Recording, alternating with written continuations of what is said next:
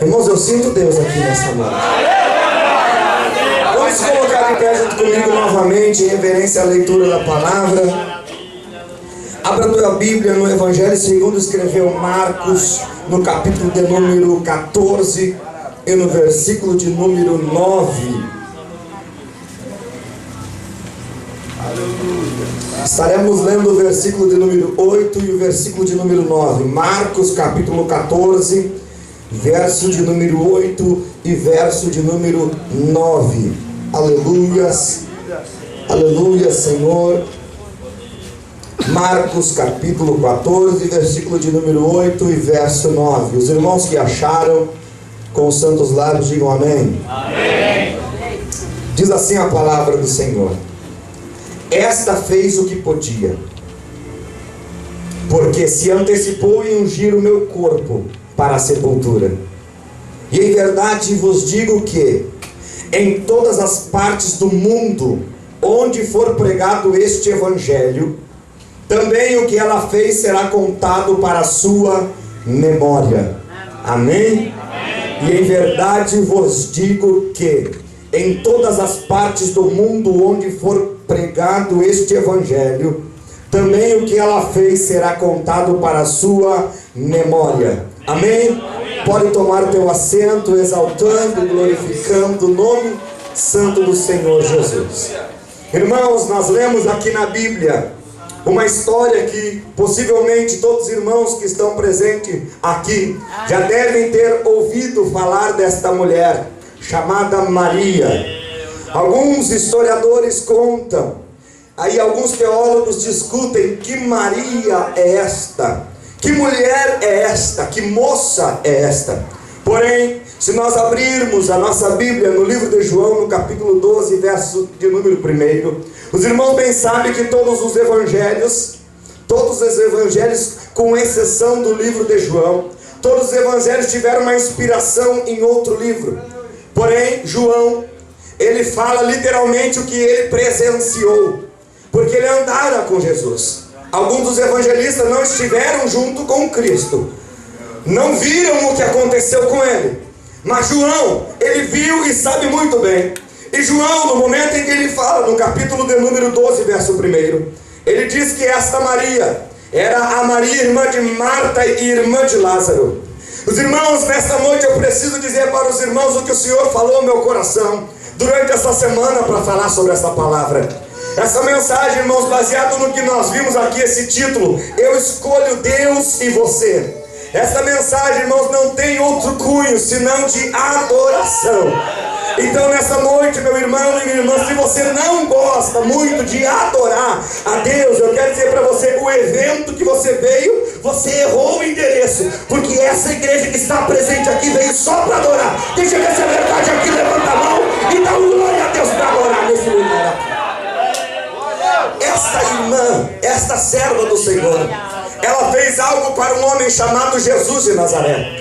Jesus, meu irmão e minha irmã, ele era uma pessoa que tinha em seu ministério uma das qualidades muito lindas que nós podemos usar durante a nossa vida, e que muitas vezes a fama de um ministério, a fama de um ministério do louvor ou da palavra, tira isso de muitos cantores, tira isso de muitos pregadores, de muitos corais, de muitos irmãos e irmãs que estão trabalhando na obra. Porque os irmãos bem sabem, eu comecei aqui em São Sebastião do Caí, onde moro, eu faço 1 ano e meio. Irmão, se eu andar por dentro de Porto Alegre ou dentro de Novo Hamburgo, São Leopoldo, dificilmente eu vou andar mais do que 1 quilômetro sem levantar a mão e dar passeio para um crente, mesmo que faz 1 ano e meio que eu estou aqui. Então, irmãos, existem muitas coisas no ministério do homem e da mulher de Deus que no decorrer do crescimento do ministério, algumas coisas são esquecidas. E uma das qualidades que Jesus tinha, ele tinha facilidade de relacionar-se. Ele tinha no seu ministério essa facilidade de ter relacionamentos. Ele veio diferente do sucessor. Antes dele tinha um profeta chamado João Batista. João Batista tinha um ministério diferente do de Jesus. Por quê? João Batista, o ministério dele se deu no meio do deserto. Lá no deserto, segundo alguns historiadores, ele só tinha alguns homens, ao qual iam comiam com ele, levavam para ele mantimento, ou às vezes estavam com ele para ajudar ele em alguma coisa. Mas o ministério dele foi guiado. Ele normalmente trabalhou sozinho. A mensagem dele nem muitas pessoas, eram muitas pessoas que ouviam, mas nem todas queriam ouvir. Ouviam porque o poder da palavra é maior do que aquilo que a gente quer. Às vezes a gente não quer ouvir o que está sendo pregado, mas temos que ouvir, porque só assim nós mudaremos de vida. Alguém ouve a voz de Deus nessa noite aqui, irmão? Pois bem, o ministério de João Batista era assim. Ele vivia sozinho, ele pregava sozinho. Mas no momento em que Jesus chegou, aconteceu algo diferente. Jesus tinha um ministério de relacionamento. Jesus tinha um ministério ao qual as pessoas normalmente estavam junto com ele. Se Jesus vivesse nos dias de hoje, ele seria diferente de muitos pregadores, porque eu já encontrei esses tempos em um dia que estava indo para Florianópolis, um grande pregador aqui do Brasil, ao qual quando eu vi ele, eu disse: pronto, eu vou tirar uma selfie, eu vou bater uma foto com esse homem. Pensa bem, esse homem normalmente a gente só vê ele longe, só nos palcos. Agora ele está do meu lado no aeroporto. Quando eu cheguei para ele, a paz, Senhor, ele olhou para mim: boa tarde, quem é você? Eu sou o Daniel, lá de São Sebastião do Caí, do Rio Grande do Sul. E ele disse assim: muito bem, que o senhor precisa, eu queria tirar uma foto. Assim: pá, irmão, eu estou meio afadigado, estou meio cansado. Não vai dar. Eu disse assim: muito bem, irmão, obrigado. A paz do Senhor, virei as costas e disse: ah, se fosse Jesus seria diferente. Por quê? Porque se porventura Jesus entrasse dentro do aeroporto Salgado Filho, com certeza todos os voos iam atrasar, porque onde Jesus estava juntava uma multidão. Vinha pessoas que vinham para cuidar dele, vinham pessoas para receber milagre, vinham fariseus para ver se ele estava falando era verdade. Mas sempre onde Jesus estava tinha uma multidão. Já quero abrir um parênteses para dizer: nessa noite você não veio porque o Daniel está aqui, nessa noite você não veio porque o coral está aqui, nessa noite você não veio porque esta é uma das melhores congregações de adultos. Não, você veio porque Jesus te convocou. Você veio porque onde ele está junto a gente, alguém faz parte do grupo que adora Jesus nessa noite. E lá estava Jesus sempre com relacionamentos. Jesus, o ministério dele foi baseado em relacionamentos. Eu costumo dizer que se porventura Jesus saía às 7 horas da manhã, ele colocava um gel no seu cabelo. Se fosse nos dias de hoje, ele colocava um perfume em sua roupa e andava pelas ruas. No final do expediente, no final da madrugada, no final da noite, se alguém fosse chegar perto dele, ele ia estar cheirando a peixe, ele ia estar cheirando a dinheiro, ele ia estar cheirando a qualquer coisa, menos o perfume que ele colocara de manhã. Sabe o que é isso? Jesus era uma pessoa que tinha relacionamento. Eu quero profetizar nessa noite que mesmo que Deus levante você até lá no topo, ainda assim você vai dizer: pode chegar perto, porque eu aprendi com Jesus. Eu posso estar no topo, mas ainda sou servo. Eu posso estar no topo, mas sou servo. E nesses relacionamentos eu descobri que Jesus entrava em algumas casas. Existe registro bíblico de que Jesus entrou, pelo menos em registros bíblicos, em 12 casas. Em 12 casas a Bíblia registra. Eu quero falar só sobre algumas, não sobre todas, para os irmãos terem uma noção. Jesus, no início do seu ministério, nos diz a Bíblia Sagrada que o primeiro milagre que ele fez foi nas bodas. Quando ele entrou naquela casa, diz a história que o vinho tinha terminado no meio da festa. E no meio da festa chegaram para ele e disseram: o vinho terminou. Os irmãos bem sabem que na Bíblia, cada vez que se usa o termo vinho, fala-se de alegria. Então no meio de uma festa, tinha terminado o vinho, tinha terminado a alegria. Então naquele momento, Jesus disse para aqueles moços: enchei as talhas. E daqui a um pouco ele disse: pega um pouco desta água e leva até o mestre Sala. Quando chegou lá, o mestre chamou o dono da festa e disse assim: você é diferente, porque todos colocam o melhor vinho no início e o pior pro final, porque todos já estão meio alegres. Você fez diferente, colocou um vinho mais ou menos no início e o melhor vinho ficou pro final. Sabe o que eu quero dizer? Quando Jesus entra numa casa, pode estar no meio de uma festa que está terminando a felicidade, ele prepara um milagre para que a felicidade permaneça lá. Se tem alguém que entrou triste aqui, se prepare, porque Jesus entrou na tua casa nesta noite. Primeiro ele entrou na casa na Canaã de Galileia para trazer alegria.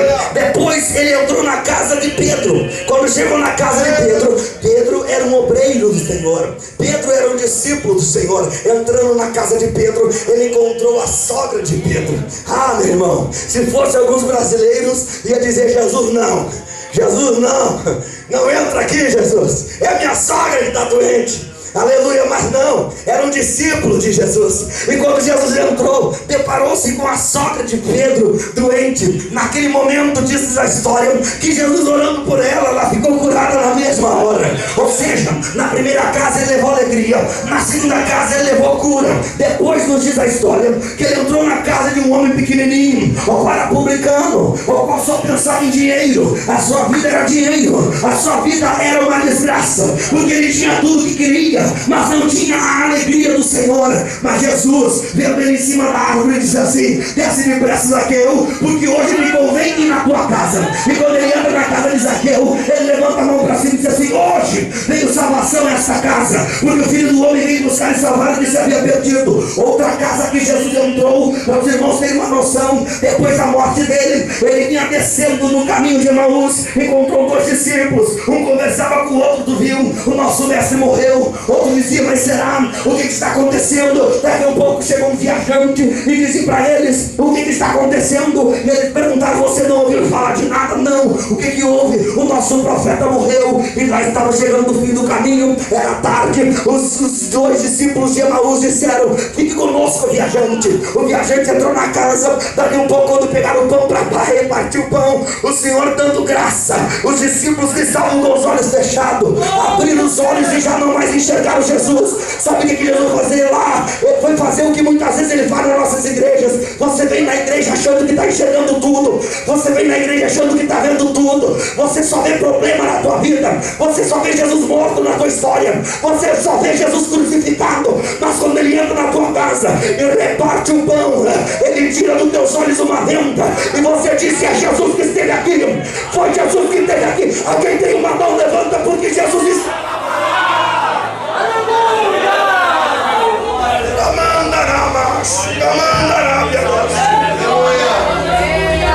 A Bíblia registra outras casas que ele teve.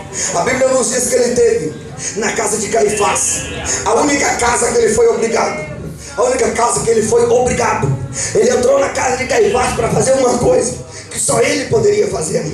O que ele fez na casa de Caifás? Ele levou a vida dele para entregar por a nossa vida. Lá na casa de Caifás ele foi para ser julgado. Lá na casa de Caifás ele foi para ser apontado os erros dele. Eu sabe o que acontece? Eu costumo conjecturar.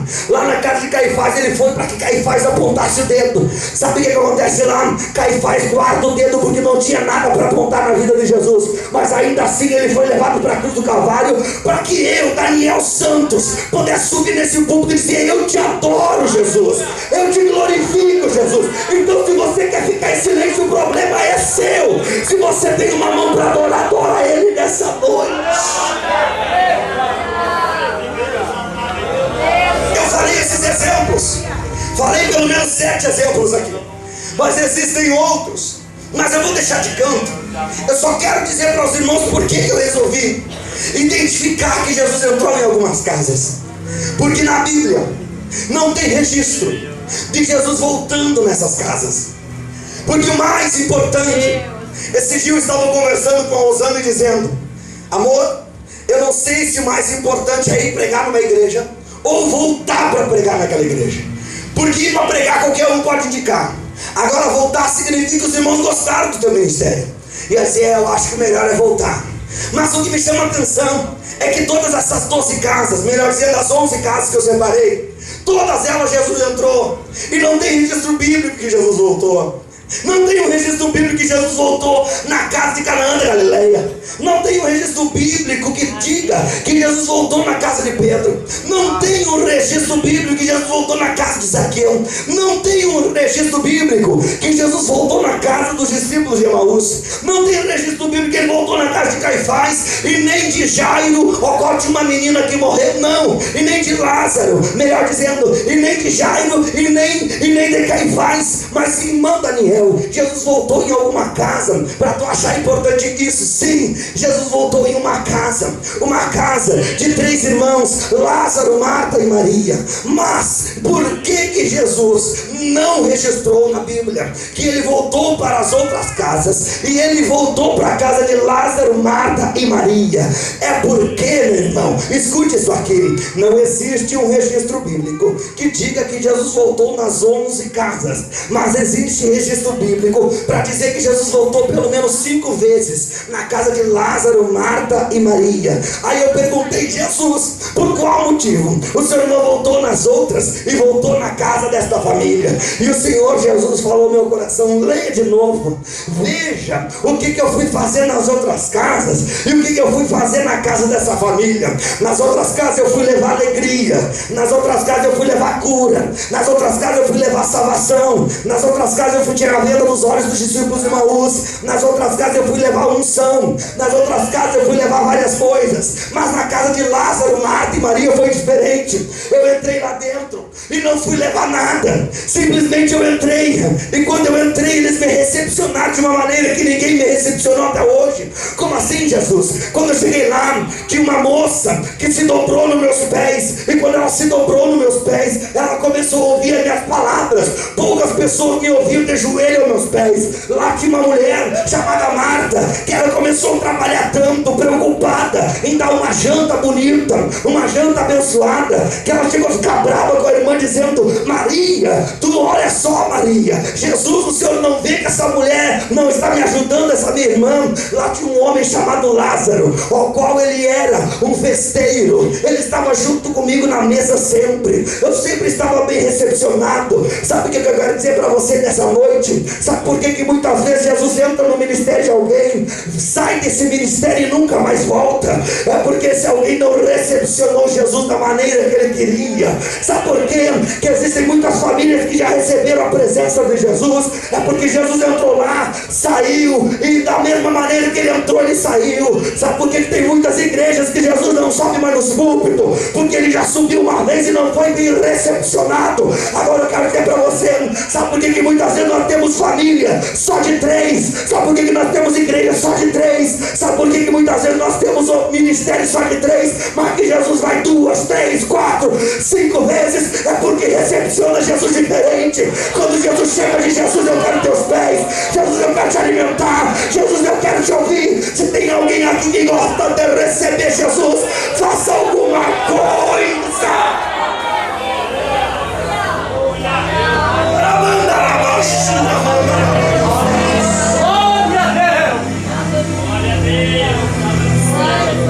Aí Jesus não vai mais lá, aí Jesus não volta mais lá.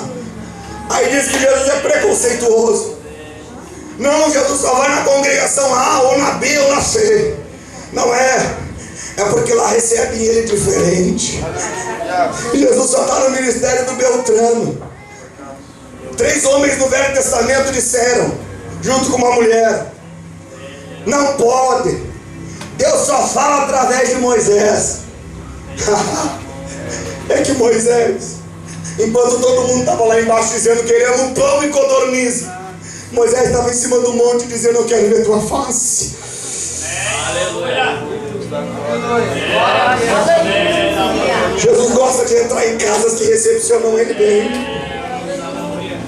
Se Jesus não voltou na tua casa, se Jesus já fez um milagre lá dentro daquela família, e parece que ele foi embora e não voltou mais, pergunta para você mesmo se você recepcionou ele da maneira que ele merecia. Tem pessoas que recepcionam Jesus de qualquer maneira. Eles nem sabem diferenciar quando é Jesus que está usando e quando é a emoção que está pegando.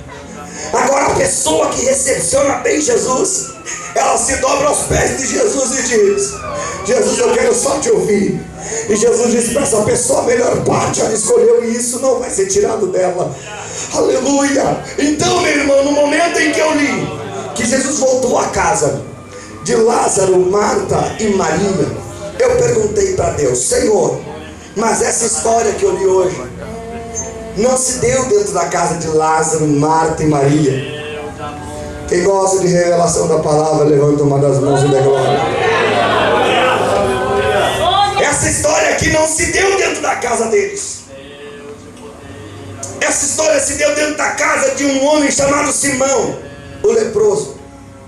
Lázaro, Marta e Maria resolveram fazer um banquete para Jesus, dentro da casa de Simão, o leproso, porque Simão tinha recebido milagre, porque a lepra nunca tinha sido curada por ninguém, nenhum médico. A medicina não tinha conseguido curar ainda a lepra, e Jesus curou. Então Lázaro, Marta e Maria, que sabiam recepcionar Jesus, prepararam uma festa dentro da casa de Simão.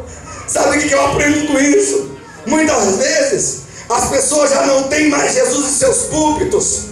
Muitas vezes as igrejas não têm mais Jesus em seus púlpitos. Muitas vezes as famílias não têm mais Jesus dentro da sua casa, e ela tem que chamar um Lázaro, um Marta e uma Maria para fazer milagre lá dentro, para que as coisas comecem a acontecer lá dentro. É o que nós aprendemos aqui. A Bíblia diz assim: e na casa de Simão, o ex-leproso, Jesus entrou, estava Lázaro, Marta e Maria. Sabe o que eu aprendo aqui? Se porventura tem algumas portas da igreja que estão fechadas para Jesus entrar, daqui um pouco mais cedo ou mais tarde, se prepare Lázaro, se prepare Maria, se prepare Marta. Mais cedo ou mais tarde o Senhor vai ter que pegar alguns de vocês e levar lá para dentro daquelas igrejas para dizer assim: eu vou onde tem Lázaro, eu vou onde tem Marta, eu vou onde tem Maria. Nessa noite é que eu creio que tem essa família. Onde é que está o Lázaro? Onde é que está Marta? Onde é que está Maria?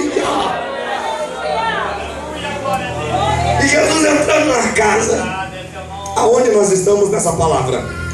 Jesus entrando na casa, veio Maria com um vaso de alabastro. Pegou o vaso de alabastro, olhando para Jesus, quebrou o vaso de alabastro, derramou o nardo que tinha dentro, derramando sobre Jesus. Pegou os seus cabelos e começou, com suas lágrimas ela molhava os pés de Jesus, e com os seus cabelos ela o enxugava.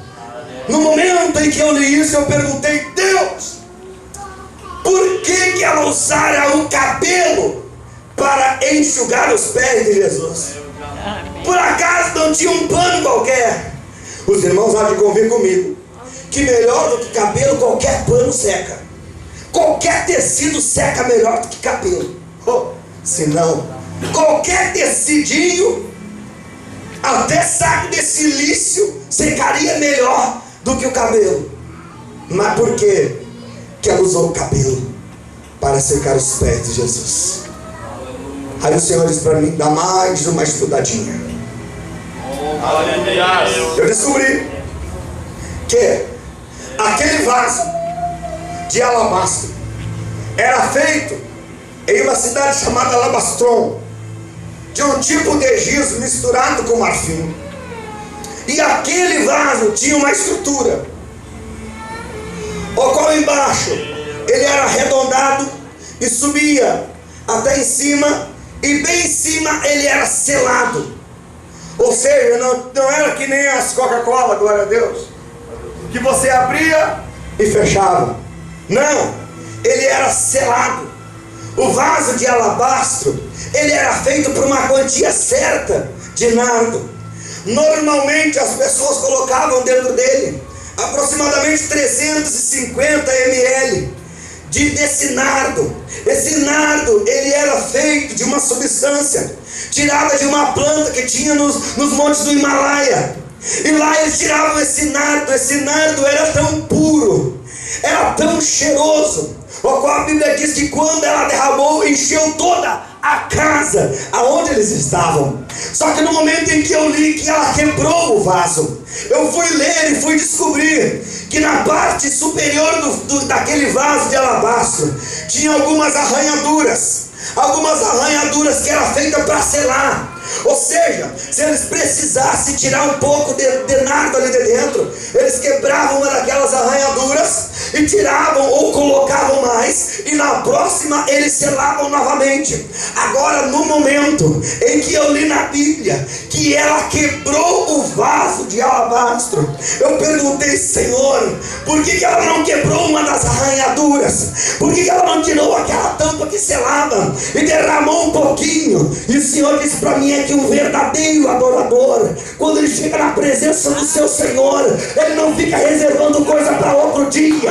Ele deixa tudo nos pés dele. Ele adora Se você tem um pouquinho, pode ser um pouquinho assim, quebra na presença do Senhor hoje. Apresenta o teu melhor. Eu quero ver se tem alguém que está entendendo a palavra nessa noite. Só porém eu descobri que ter 326 ml, que é o que ela tinha ali dentro, 326 ml de nardo. Esse nardo, para os irmãos que não sabem, ele era trazido da Índia. E o representante comercial, ou o vendedor desse nardo, vinha uma vez por ano. E esse nardo, meu irmão e minha irmã, ele era comprado e dado de presente para a moça virgem, aquela o qual um dia pensava-se em se casar. Então, no decorrer dos anos, iam colocando óleo ali dentro, iam colocando nardo ali dentro, para que no dia da sua noite de núpcias ela pudesse ter aquele nardo. Mas para o que era usado? Eu descobri, além de nós, antes de nós entrar para que é usado, eu descobri que fazia anos que aquela mulher guardava aquele nardo. Como assim? Ela tinha 326 ml. Aqueles representantes comerciais, quando chegavam nas aldeias, muito embora os irmãos sabem que Lázaro, Marta e Maria não eram pobres, eram pessoas ao qual tinham em sua residência, por causa de seu pai, que era chamado Simão também, ele tinha uma condição financeira boa. Mas eu descobri que a cada ano eles compravam um pouquinho. Então, quando eu vejo que ela tinha 300 e poucos ml, significa que anos o representante vinha e ela dizia: eu guardei um pouco de dinheiro para comprar um pouco mais. E ali ele ia colocando, mas ali ele estava selado. Ou seja, tudo que ela podia guardar, ela já tinha guardado.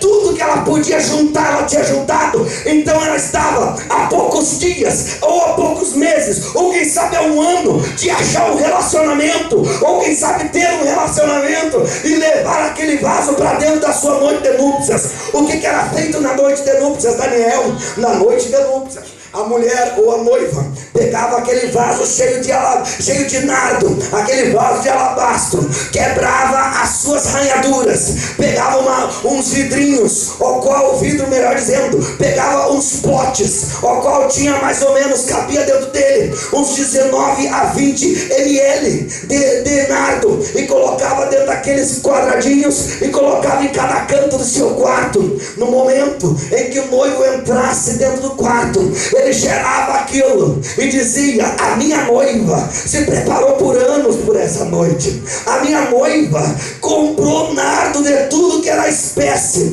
mas esse nardo que ela apresentou era um nardo puro, diz-nos a história. Então ela juntou por anos para na noite de núpcias ela poder apresentar para o seu noivo. Então quando ela quebrou o vaso, ela estava abrindo mão de algo que a mulher do mundo antigo levava muito a sério, porque quando o noivo entrava dentro do seu quarto, sentia o cheiro do nardo, ele dizia: a minha esposa se preparou por anos por esta noite é muito importante para ela. Veja o cheiro, veja o aroma, e o restante do nardo que sobrava, ela derramava sobre o seu corpo, para que quando o noivo colocasse as mãos nela e puxasse as suas mãos até próximo de sua boca, ele sentisse o aroma que o corpo daquela noiva tinha. Uma noiva preparada, uma noiva ao qual se preparou para a grande noite. Sabe o que Maria estava fazendo?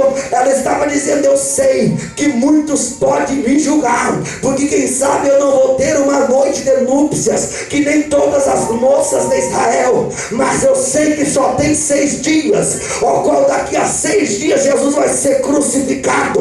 Então aquilo que era para mim a noite de núpcias, quando eu vejo Jesus assentado, eu vou apresentar tudo para ele. Jesus, está aqui o melhor que eu tenho. Ai, mas quem sabe você não vai ter uma noite de núpcias. E eu imagino ela pensando: mas eu prefiro, eu escolho a Jesus. E você, o que você escolhe? Você prefere dar a tua juventude para esse mundo aí fora? Você prefere dar o teu fôlego para esse mundo aí fora? Ou você ainda tem um nardo para apresentar para Jesus? Quem tem um nardo adora nessa noite.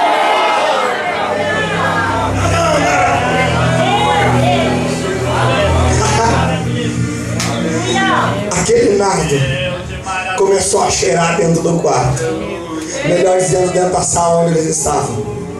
E alguns disseram: por que esse desperdício? E não bastando ela derramar todo o nardo, ela solta o seu cabelo e vai secar os pés de Jesus com seus cabelos. E o que tem a isso, Daniel? Eu descobri que a mulher daquela região, ela não tirava o seu cabelo para fora, ela não mostrava o seu cabelo nem para o seu irmão, nem para o seu pai. A única pessoa que via o seu cabelo era sua mãe, quando ela ia pentear a sua filha. Então, no momento em que a noite de núpcia chegava, além dela derramar o óleo dentro do quarto, ela pegava e desatava o seu cabelo dentro do seu quarto, tirava o seu véu e na presença do seu noivo ia desenrolando o cabelo. Sabe o que ela estava dizendo? Meu esposo, isso aqui nem meu pai viu, isso aqui nem os meus irmãos viram. Então, meu esposo, eu estou apresentando para ti algo de valor, que é o meu cabelo. Aleluia. Mas quando ela viu Jesus, ela disse: Jesus, nem o meu pai, nem os meus irmãos, ninguém viu o que tu vai ver. Jesus, diante de ti eu desamarro meu cabelo e seco os teus pés com os meus cabelos. Você tem alguém aqui que tem um espírito de adorador? Faça alguma coisa.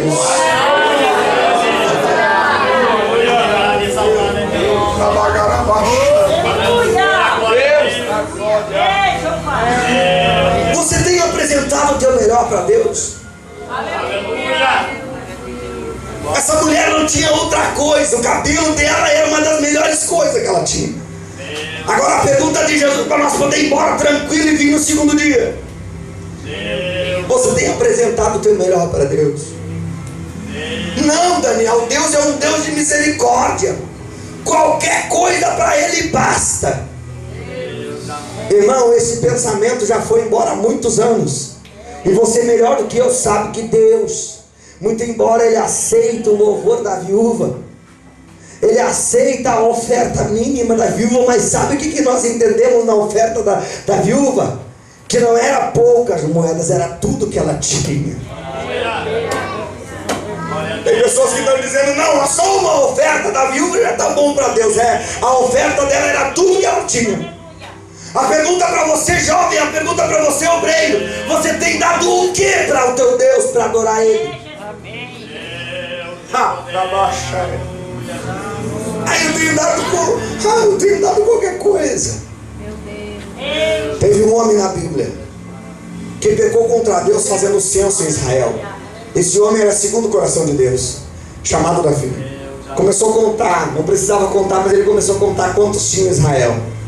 Daqui a um pouco a desgraça foi tanta, Deus se alojou tanto dessa ação, que 70 mil homens morreram por causa dessa infame ação dele. Daqui a um pouco ele chegou para Deus e disse: Deus, o que eu devo fazer para que se perdoe o meu pecado? Porque tem pessoas que estão preocupadas em números, estão preocupados em quanto entra, em quanto sai. Mas Deus não está preocupado com esse tipo de coisa, não. Deus está preocupado em quanto você adora Ele ou não. Como assim? Davi chegou e disse: Deus, o que eu faço? E Deus disse para ele: vai até tal lugar, lá vai ter um homem, Araúna era o nome dele, e tu chega lá e diz que tu vai apresentar um sacrifício a mim. E quando tu chegar para apresentar o sacrifício, tu compre a terra para apresentar um altar a mim. Ele chegou lá, o rei de Israel: Araúna, eu vim aqui comprar a eira. Pois bem, rei, para quê? Eu quero apresentar um holocausto a Deus, para pedir-lhe perdão.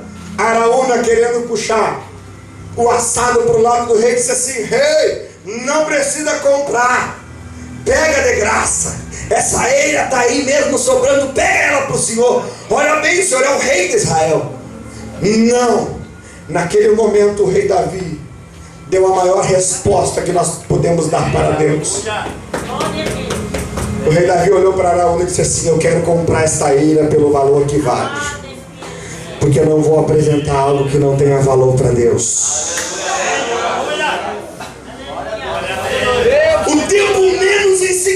insignificante é o que nós apresentamos para Deus.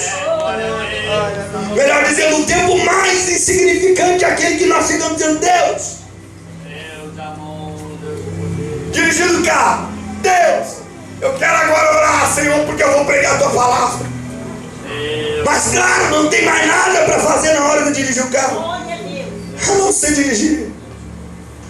Agora, quando alguém tem coragem de fazer por aquilo que ele está lutando, pelo seu ministério, pela sua família, algo que tenha valor, o Senhor honra dentro das igrejas.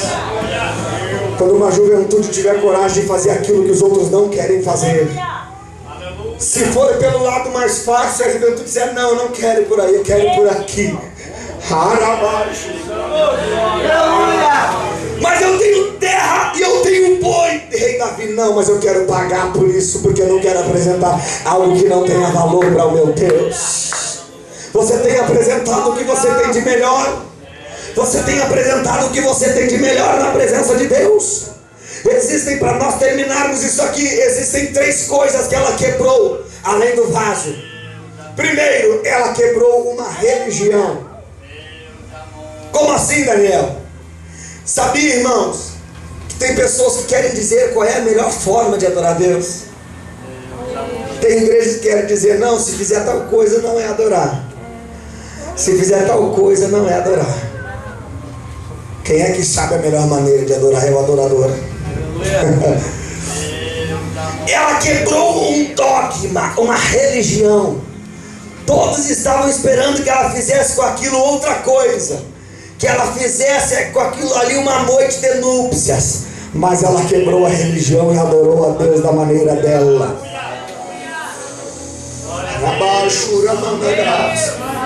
Querem dizer para nós como é que nós temos que adorar. Não pode levantar muito a mão, não pode pular muito, falar em língua estranha só quando tiver em culto de Santa Ceia ou quando alguém estiver pregando. Não, se não for ele, não adianta falar em línguas. Se for cantar no culto tal, só canta esse hino, não canta esse tipo de hino. Eu quero dizer para você, essa mulher quebrou o dogma dizendo: quem diz quem deve, qual a maneira que eu adoro sou eu mesmo.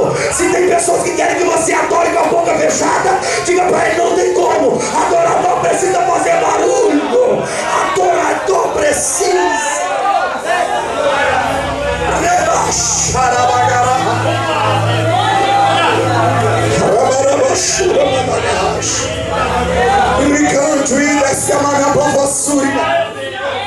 Um dia eu fui pregando numa determinada sede no nosso estado.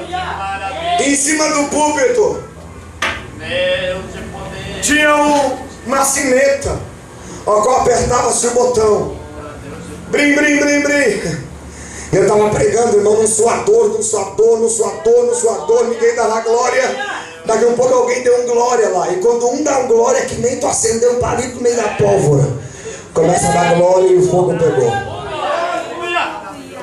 Começou alguém do meu lado batendo a sinetinha. Eu disse: eita, ele deve ser mudo, deve estar adorando da maneira dele.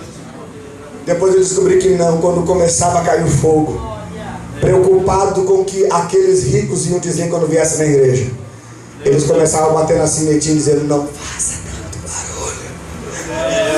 A cada batida da sineta o povo levantava mais as mãos e dava mais glória. Porque quando um adorador se encontra com Jesus é diferente. Na certa feita eu estava pregando aqui em Porto Alegre. Aí uma cantora começou a cantar. Ela usava uma saia, irmãos, daquelas de renda toda furadinha. E ela estava cantando. E daqui a pouco ela se enfogueirou. E eu disse: meu Deus. E ela com um salto alto assim. Daqui a pouco ela levantou aquele salto e colocou aquele salto num dos vãos da renda. A saia dela veio mais ou menos nessa altura aqui. E eu disse: agora eu quero ver se ela está adorando de verdade. Ela tirou-lhe a saia, levantou a saia e continuou adorando a Deus. Porque adorador, ele não se escandaliza. Se a coisa acontece, ele arruma de uma maneira e ela continua adorando. Se não fosse adorador, ia sentar, nunca mais ser levantado. Levanta a tua mão e adora da tua maneira hoje. Hoje é o dia de você estourar essa tampa, dizer: eu não quero mais que diga a maneira que eu vou adorar. Se eu tenho que chutar, vou chutar. Se eu tenho que falar no celular com Jesus, eu vou falar.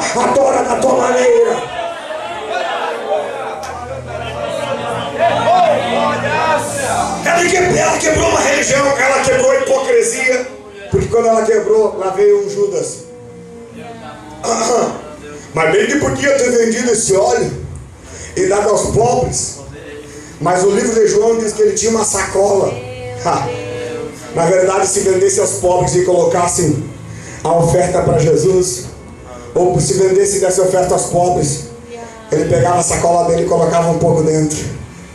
Aleluia, sabe o que é isso? Tem pessoas que estão querendo tirar lucro da tua adoração.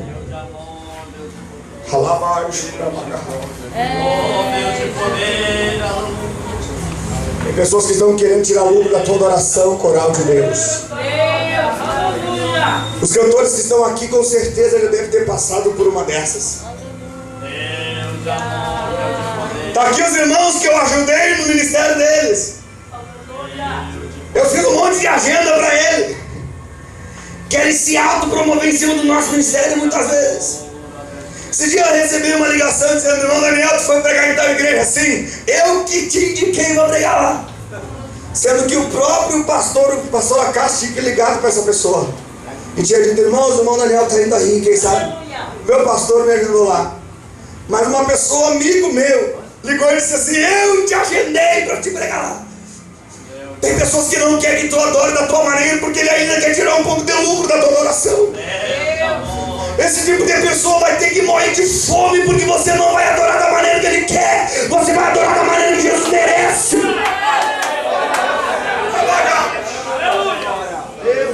Mas quem sabe nós pegar e separar com valor para dar para os pobres. Que pobre? Ela quebrou a hipocrisia ali, porque Jesus mesmo disse: vocês não estão preocupados com os pobres, porque os pobres estão todos os dias com vocês aí. É hipocrisia. Agora eu estou aqui só hoje. Aleluia. Quem sabe essa é uma das últimas noites que Jesus está na tua vida. Como assim? Quem sabe alguns vão ver o arrebatamento, ou quem sabe Jesus está vindo amanhã. E quem sabe essa noite é uma das noites daquela que você podia ter adorado e não adorou. Quem sabe é uma daquelas noites que você podia ter chorado e não chorou. Poderia ter falado em mistério e não falou. Então se você tem um glória, só levanta a tua mão e dá esse glória agora. Se põe de pé comigo. Glória a Deus, glória a Deus. Ela quebrou a religião. Ela quebrou a hipocrisia. E ela quebrou outra coisa. O que mais que ela quebrou? Ela quebrou ela mesma. Ela quebrou ela mesma. Porque quando chega na presença de Jesus, nós temos que entender que o grande é Ele, que o dono da obra é Ele. Então nessa noite eu vim aqui dizer para você que Jesus está aceitando a tua adoração. Ele gosta de ser adorado da maneira que Ele gosta de ser adorado. Se Daniel adora de uma maneira, não tente copiar a maneira dele adorar. Adora da tua maneira. Adora do teu jeito. Nessa noite Jesus está aqui para ver se você consegue adorar Ele depois dessa mensagem ainda. Você tem um pouco de adoração para dar para Ele, então adora nesse momento. Aleluia! Aleluia! Essa mulher quebrou esse dogma. Ela disse: Jesus, quem sabe essa é a última noite que eu tenho para te adorar. E eu quero te adorar. Quebrou o vaso de alabastro. E adorou Jesus conforme Ele merecia. Você quer ter uma história com Cristo? Você quer que Jesus diga sobre você em algum lugar? Você quer que Jesus volte para a tua casa? Adora Ele como ninguém adorou até hoje. Faça por Ele alguma coisa que ninguém fez até hoje.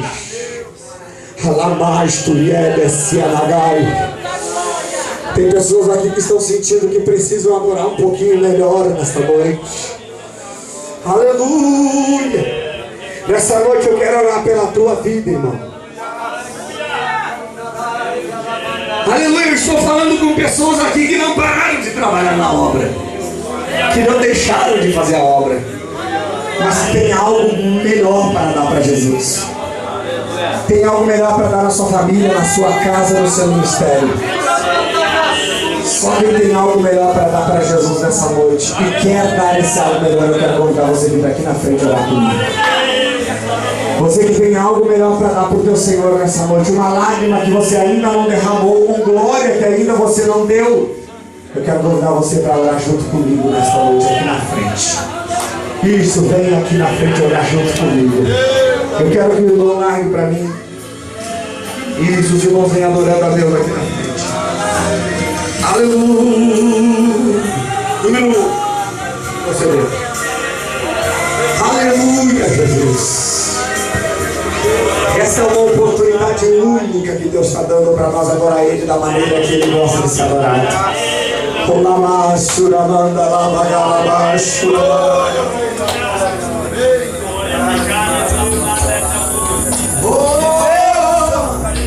Pois o véu está rasgado e eu posso entrar. Eu adorarei, adorarei, adorarei. Não me interrompa, quero adorar. Nessa noite eu quero que você se coloque diante do teu Deus e derrame a lágrima que você precisa derramar. Se fosse no mundo antigo, somente o pastor poderia entrar no Santo dos Santos. Eu adorarei.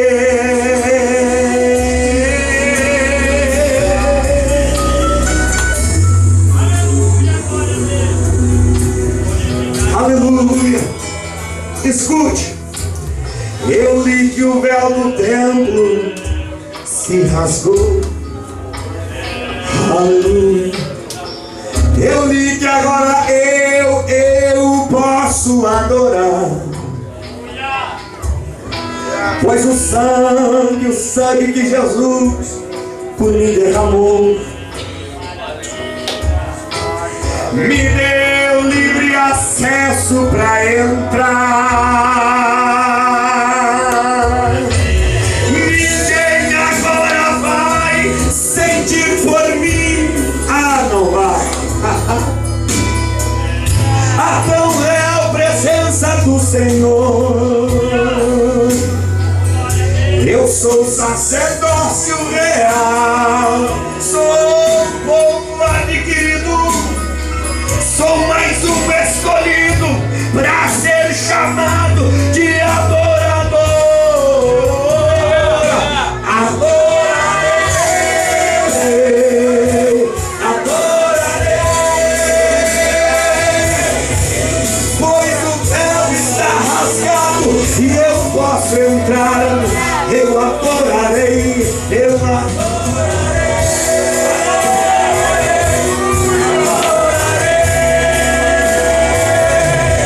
não me interrompa, quero adorar. É para te adorar, Senhor, que essa igreja está diante de ti. É para te exaltar que essa noite está adornada, está cheirando, está exalando o aroma do nardo puro. Então nessa noite, eu quero pedir que o Senhor já comece a renovar aqueles que vieram te adorar, Senhor, mas que adoram em espírito e em verdade.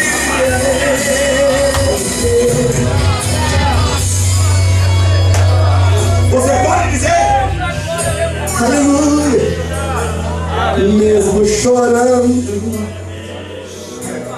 quero adorar. Mesmo sofrendo, quero adorar. Faltando tudo, eu quero adorar. Se tu não gosta de dar glória, sai de perto de mim. Eu quero adorar. Se tu não gosta de barulho, sai de perto de mim. Deixa eu adorar, deixa eu levantar a mão e dizer: adorarei, adorarei.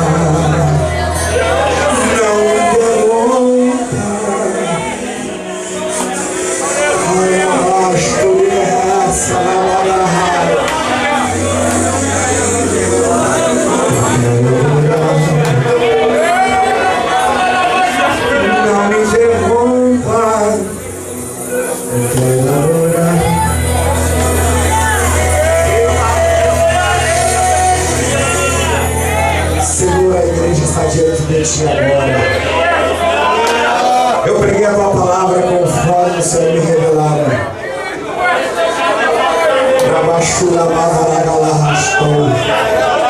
Está diante de ti uma noiva, Senhor, adornada.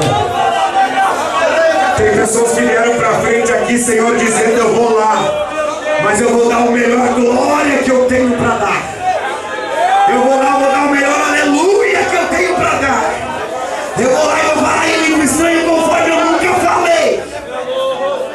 Tem pessoas aqui, Senhor, que nessa noite estão tendo uma experiência de relacionamento contigo, porque o Senhor é um Jesus, é um Deus que gosta de relacionamento. Então aonde tem uma pessoa íntima sua que tem relacionamento contigo, eu peço que o Senhor receba a adoração dela agora, porque aonde tem adoração subindo, tem glória descendo. Aonde tem glória que sobe, tem glória que desce.